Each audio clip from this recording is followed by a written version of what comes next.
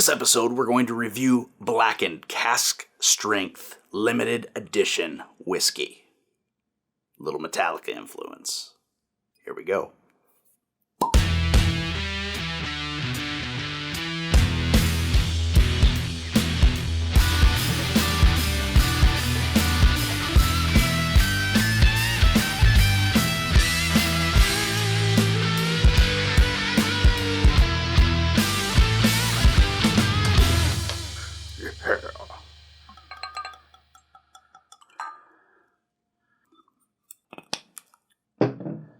All right, we're going to let this sit a little bit while we chat.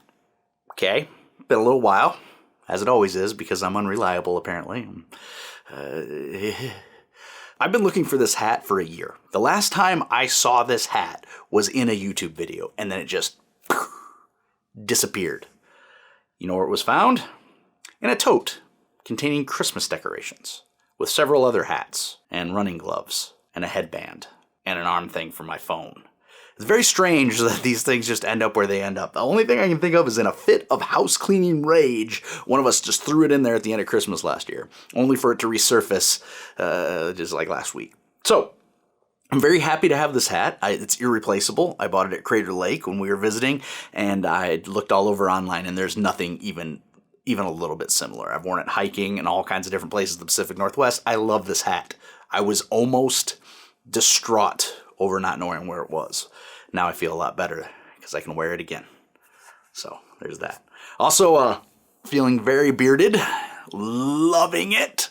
Unfortunately, I work for a company that has very antiquated ideas of what professionalism looks like. So now, after the first of the year, it's got a shavy McShaverson.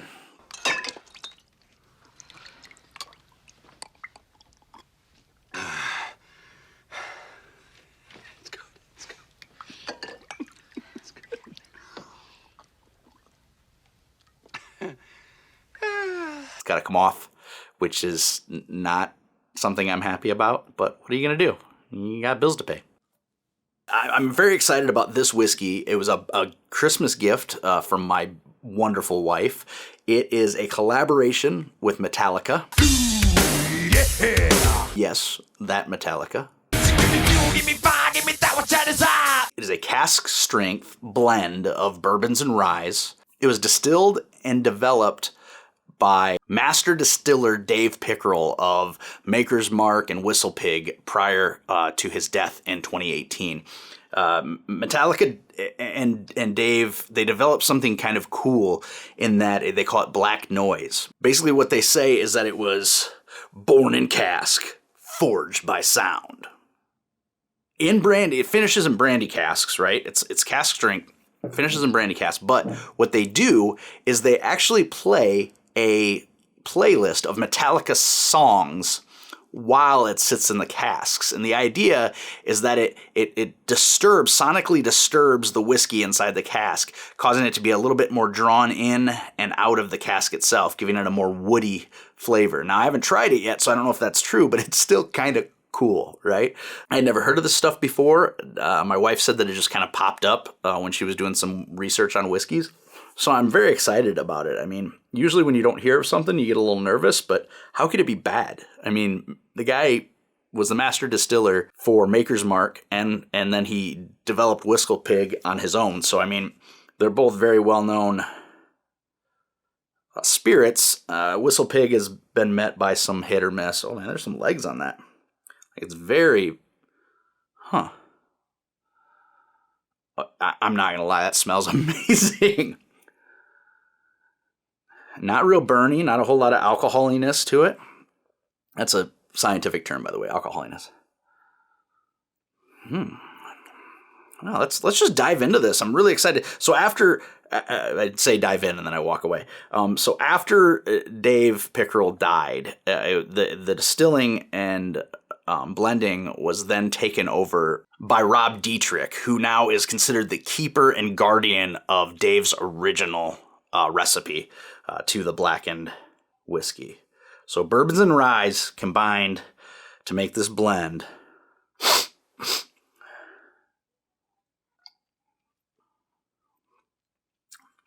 Wow, that's good. It's supposed to have some notes of vanilla, a little coconut, caramel. I'm not getting it right now. Let me get this out of the way here a little bit. I'm not getting that right now, but I am getting a little... I definitely am not getting the brandy at all. That's...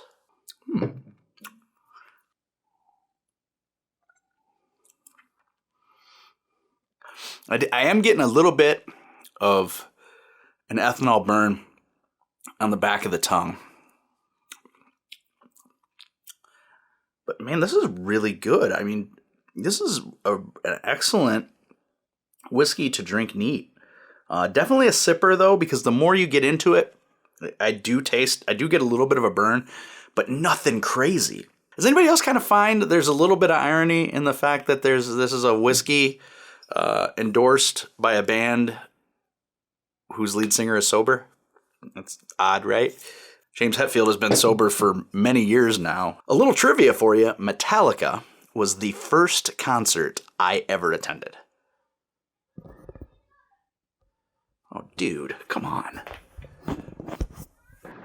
Oh. You know, I really thought we were all friends here. I really did. One of you couldn't have told me? One of you couldn't have told me that the mic was in the shot? It just... A little heads up would have been great. I would have been very thankful for it. How do we stay friends if we can't look out for each other, have each other's backs, right? Okay.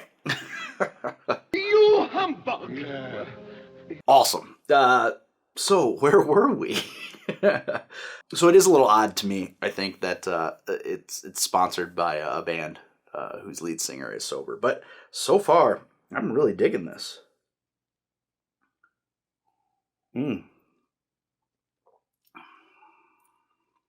It's like the longer it sits out, I definitely got the caramel there.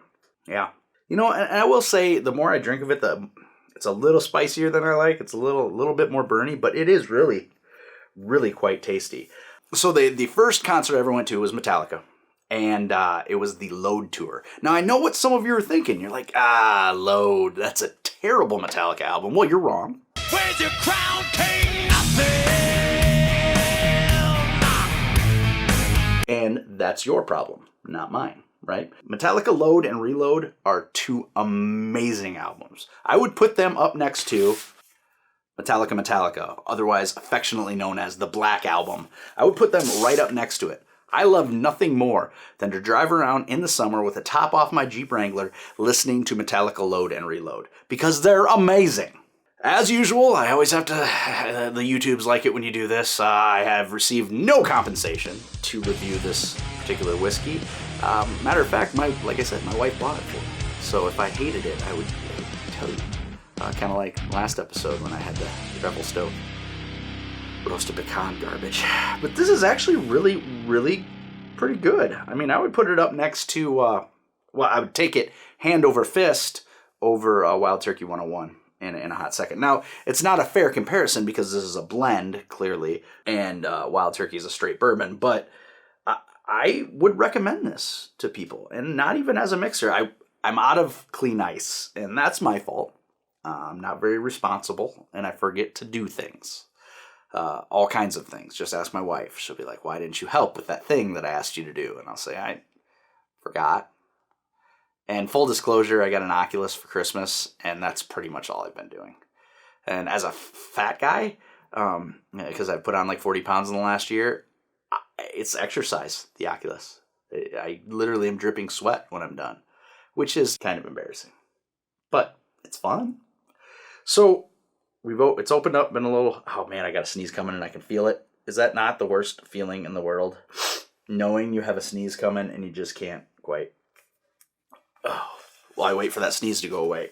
This album, I'm heartbroken because I got this album for Christmas a few years ago, actual vinyl album, and I left it on the turntable, and my children were very small, and one of them decided that dragging the needle from the record player across this disc one of this album, because it's actually a 2-disc album, and side 1, disc 1, is absolutely ruined.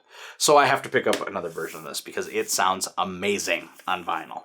As a matter of fact, I have yet to find anything that doesn't sound amazing on vinyl, to be honest with you. Here it comes.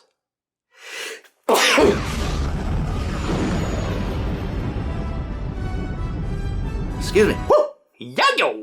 Woo! There it is. It's refreshing after the last episode to have. There is caramel. Yep. There it is. Oh. And there's the coconut. There is a very, very slight hint of coconut.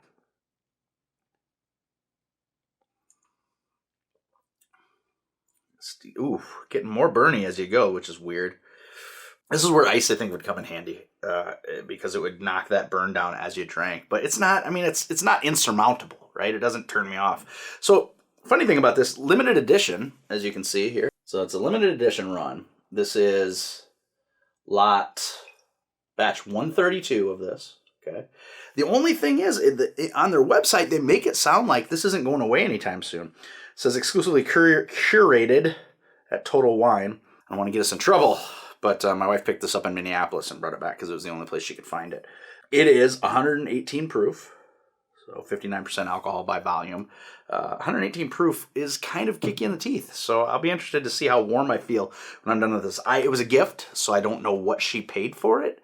You know what? Let me find out. Hold on.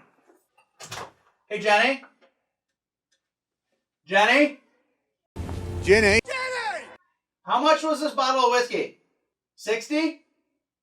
Okay, thank you.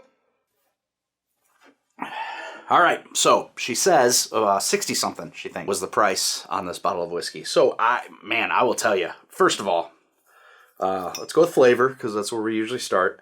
I'll give it it's good, and it's above average.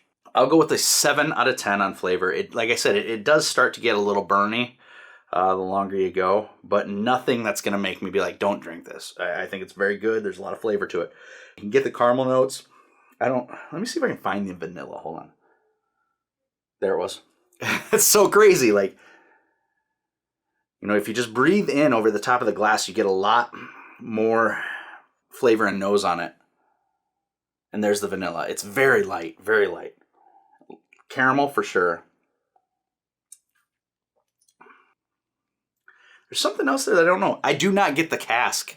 Maybe that's the brandy. I don't get the cask taste though. I don't get the woodiness that you would expect that they're really, really pushing as an accomplishment. But it doesn't take away from it at all. So flavor, I'm going to give it a 7 out of 10. Pushing towards an 8. I do really like it. I will continue to drink it. And I would recommend it to other people. It's very good.